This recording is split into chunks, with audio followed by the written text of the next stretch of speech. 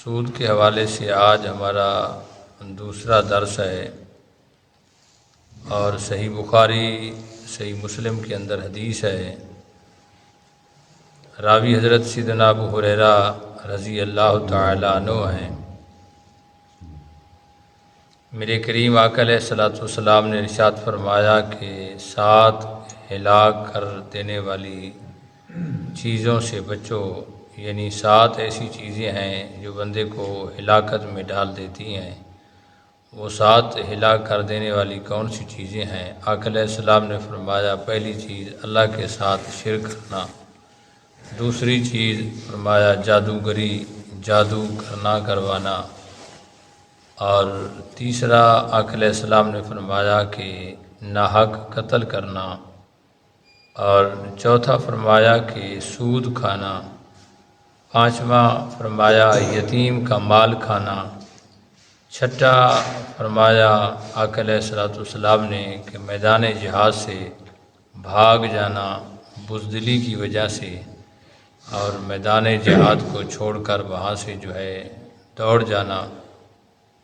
7ویں چیز میرے آقا علیہ السلام نے ارشاد فرمایا کہ کسی پاک دامن شوہر والی نیک بیوی پر، ایمان والی پر تہمت لگانا، یعنی جو پاک دامن ہے اور لوگ اپنی اغراض و مقاصد کے لیے نیک پاک دامن پر تہمت لگا دیتے ہیں، تو سرکار نے فرمایا یہ 7 چیزیں ہلاک کر دینے والی ہیں۔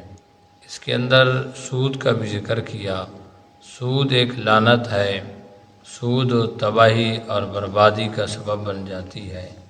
جس گھر کے اندر، جس معاشرے کے اندر سودی نظام ہو، سود کا لین دین ہو، ان کی اولادیں نافرمان ہو جاتی ہیں، اور گھر کے اندر معاملات کافی حد تک بگڑ جاتی ہیں۔ تو دنیا ہے، آخرت میں جو اسے حساب کتاب ہونا ہے وہ ایک علیحدہ چیز ہے۔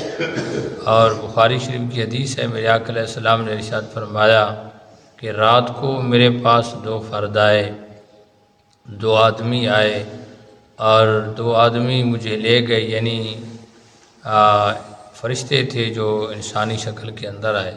تو سرکار نے فرمایا کہ وہ مجھے بیت المقدس کی سرزمین کی طرف لے گئے۔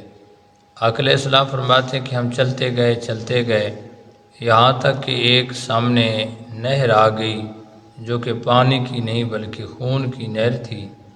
تو اس نہر کے درمیان کے اندر ایک آدمی کھڑا تھا، اور اس نہر کے کنارے پہ ایک فرد کھڑا تھا۔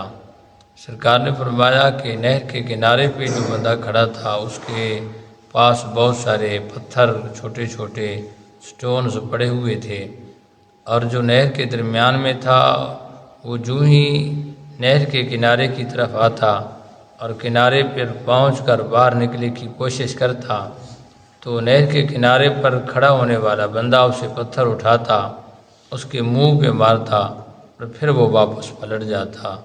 یوں سرکار نے فرمایا کئی بار ہوا۔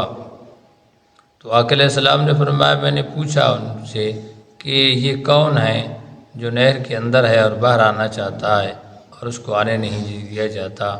تو سرکار فرمایا کہ مجھے بتایا گیا کہ آکل الربا، یہ وہ بندہ ہے جو سود کھاتا تھا۔ استغفر اللہ۔ حضرات گرامی، یہ بہت بڑا گناہ ہے۔ ممکن ہو سکے جہاں تک تو اپنے آپ کو بچائیں، اپنی اولاد کو بچائیں۔ ایسا کاروبار، لوگ کہتے ہیں کہ اس کے علاوہ کوئی چارہ کار نہیں ہے۔ میں کہتا ہوں ایسی بات نہیں ہے۔ کاروبار معاشرے کے اندر بہت سارے ہیں۔ دیکھیں، رزق جو اللہ نے لکھا ہے وہی اس نے دینا ہی دینا ہے۔ تو ایسا کاروبار، ایسا بزنس، ایسے کام کریں جو ہے سود سے پاک ہو۔ ایسا کاروبار کرنے سے تو اپنی آخرت بھی خراب، اپنے بچوں کو بھی حرام کی جمع پونجی لا کر دینا، تو یہ تو بہت بڑا گناہ ہے۔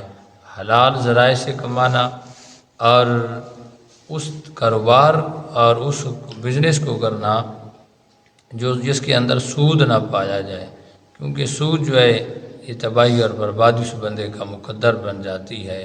جتنا ممکن ہو سکے اپنے آپ کو بچائیں۔ اللہ کریم ہم کو، ہماری اولادوں کو محفوظ فرمائے۔